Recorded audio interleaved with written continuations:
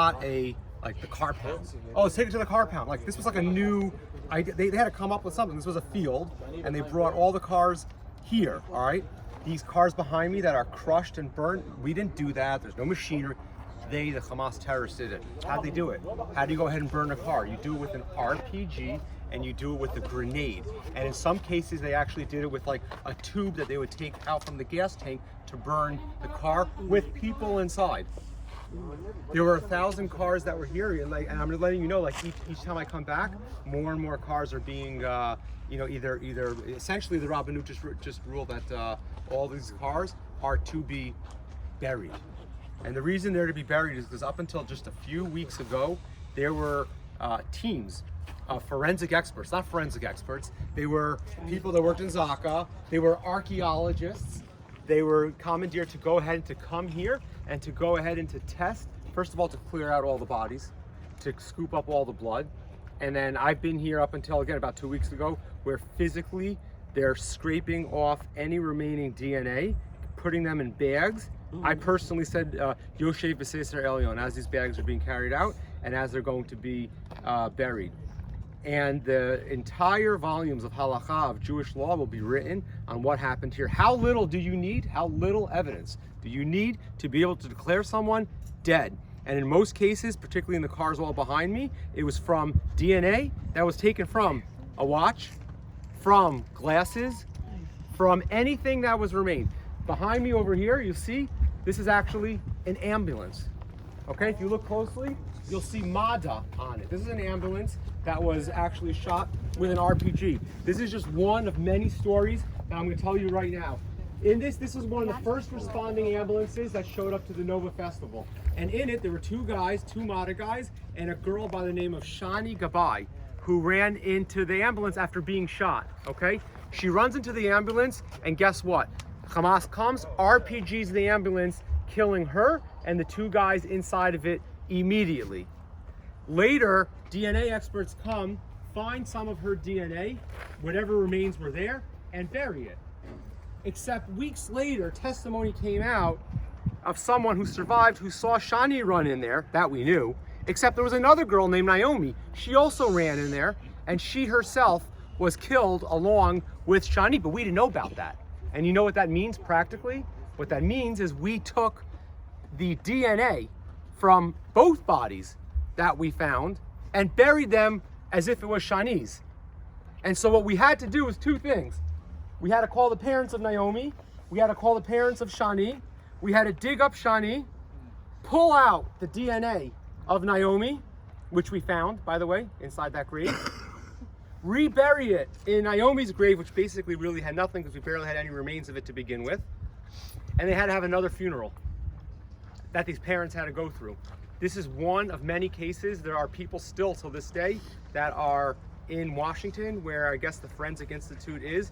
America has incredible equipment to be able to determine a DNA. When you know who it is you're looking for or what you're looking for, you're able to go ahead and determine it. And that's why today we still, that's why you're always hearing, oh, this person is declared missing or kidnapped, but yet they actually went ahead and they actually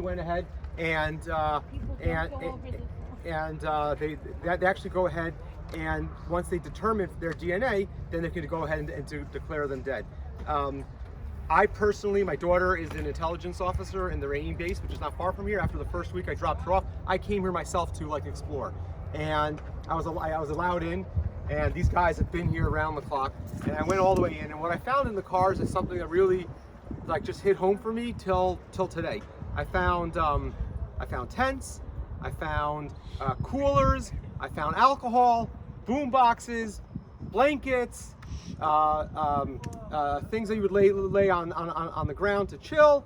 It was everyone going to like this festival and chilling and like a picnic, and strollers, kids' toys, all these things were filled up in all of these cars, and of course a ton of bullet holes, big bullet holes that were directed at the drivers.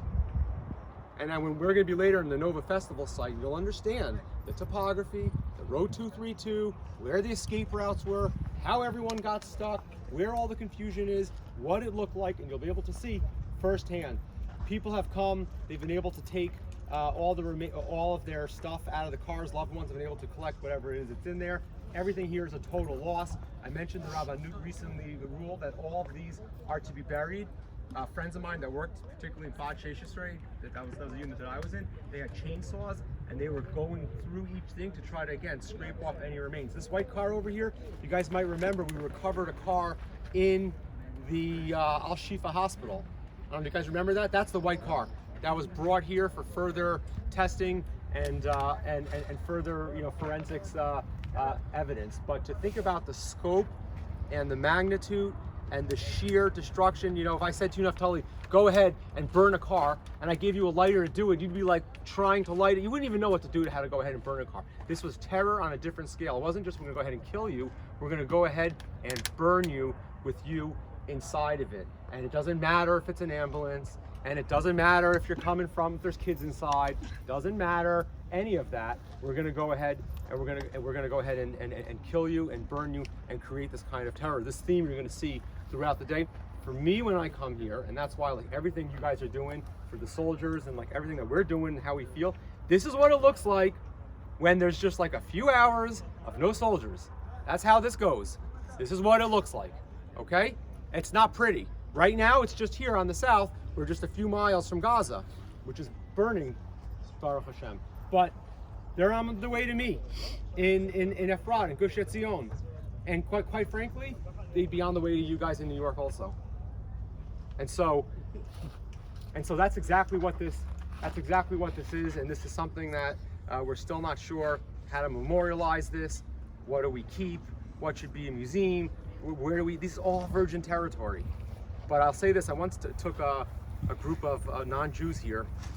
They couldn't get over the amount of effort and detail that we were putting into collecting each level of DNA. Yeah, okay, like they died. I'm sorry, I get it. Why do you have to go ahead and get on your hands and knees and scrape because that's what we do. Kavod me, that's what we do.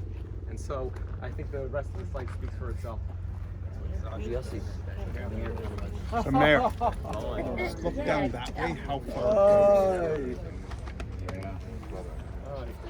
6,000 cars.